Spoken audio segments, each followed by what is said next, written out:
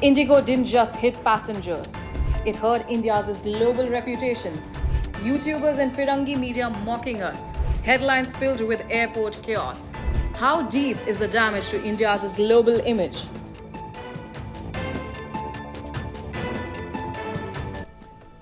Indigo, the nation's dominant low-cost carrier, saw its worst disruption in 5 years, leaving thousands of passengers stranded and flights cancelled in what's being called the Indigo chaos. Over 4,500 flights cancelled in a week, stranding 6 million passengers amidst the holiday rush. You're watching Explained by NewsX with me, Uday Pratap Singh. In this episode, we're talking about how Indigo didn't just hit passengers, it hurt India's global reputations. Indigo's board has failed for not only in managing the crisis, but also in taking responsibility for a problem largely of its own making. That's where Indigo's decline has begun to show, not in the air, but on the ground. Why did a board with so much experience not spot the crew shortage risks earlier? Given warnings since January 2024. Consumers flew Indigo because it was dependable. And in the service economy, reliability is more than just an attribute, it's a contract. Today, that contract feels broken. India's latest aviation fiasco has exposed the ill effects of leaving two-thirds of a fast-growing market in the hands of a single player and allowing it to become not just too big to fail, but also too big to tame. In the process, India's own image, already sullied by a deadly Air India crash, has taken a hit amongst tourists and business travelers worldwide.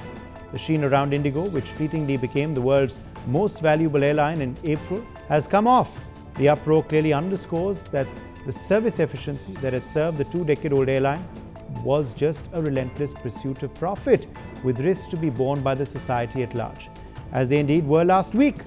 The unseemly collapse of Indigo's services has shown that quite clearly nobody, the consumers, the employees, and even the country's reputation is safe in a market where competition is stunted and choice is limited. Here's the part now that's making the rest of the world raise an eyebrow. Foreign media didn't call this technical issues like Indigo wanted. They called it exactly what it looks like, a monopoly that got arrogant.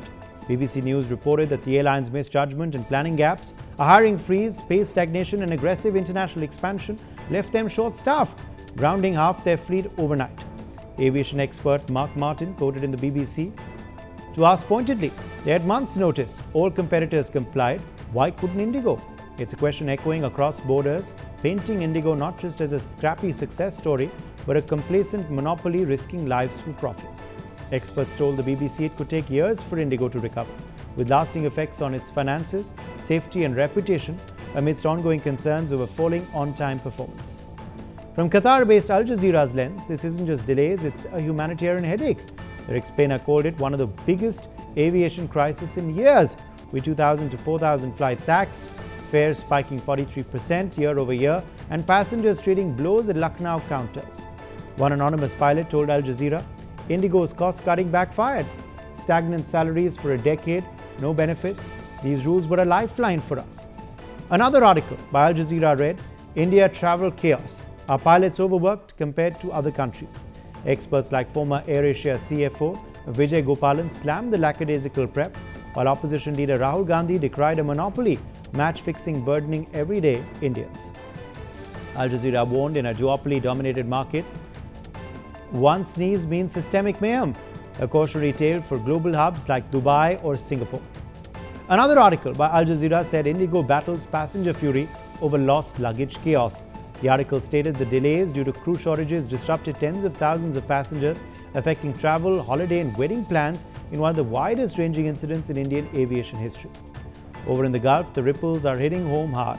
Gulf News reported Indigo's 220 weekly UAE flights, that's 111 to Abu Dhabi alone, could slash capacity, jacking up fares by 10 to 15% on peak routes, already at $200 one way. UAE travelers, many NRIs heading home for holidays, face volatility just as winter peaks, but silver lining, experts like Virendra Jain of Videx see opportunity.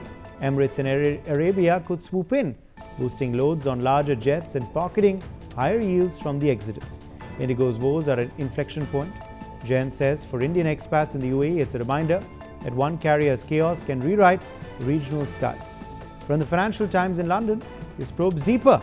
A regulator's probe into Indigo's unleashed chaos exposes how one player's dominance turned routine tweaks into national gridlock. Moody's, cited by BBC, flagged significant financial damage, refunds, penalties, a 10% stock plunge. Globally, it's a masterclass in what not to do. Ignore fatigue rules, court catastrophe. CNN headline reads, India air travel chaos eases but Indigo crisis still leaves hundreds stranded. CNN called it the biggest crisis ever for the 20-year-old airline, which long prided itself on on-time performance and lured passengers with low-cost fares. New York Times headline read, India's biggest airline falls into chaos, cancelling more than 1,000 flights. NYT said Indigo, which controls nearly two-thirds of the domestic market, blamed the disruption on weather, tech systems and rules about rest for crew members. Pilots said the company was cutting corners. Reuters took a subtle jibe with a headline, Too Big to Fail. Indigo crisis exposes risks in Indian aviation. The crisis has raised concerns about the risks of over-reliance on a single carrier and whether the airline is really too big to fail. Another article by Reuters said, India flies into airline turbulence of own making. DW's headline said Indigo crisis clouds India's aviation ambitions. Even Singapore threw shade. Their High Commission tweeted a wedding meme, distance may separate us but Shadi will unite us, with a picture of that couple who got engaged in the airport.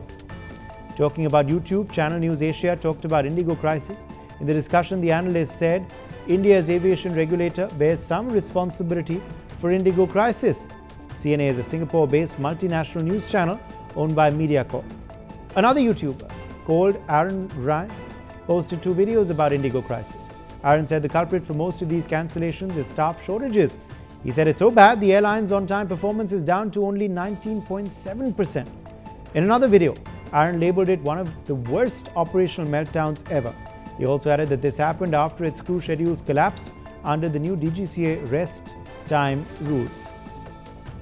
France 24, English. A French public broadcast service posted a video with the title, India withdraws pilot rest policy as Indigo crisis leaves hundreds stranded. It further said India's Indigo airline is scrambling to cope with widespread flight disruptions triggered by new rules for pilots' rest breaks. A staffing shortage has seen the airline cancel hundreds of flights. The country's aviation ministry had to step in, rolling back the policy change for the beleaguered airline to help it through the current crisis during peak travel time. From London to Doha, Dubai to Islamabad, foreign media is dissecting this crisis not just as an airline fiasco but as a stark warning on monopolies, safety shortcuts and the fragility of emerging aviation giants. Indigo didn't just hit passengers. It hurt India's global reputations. YouTubers and Firangi media mocking us. Headlines filled with airport chaos. How deep is the damage to India's global image?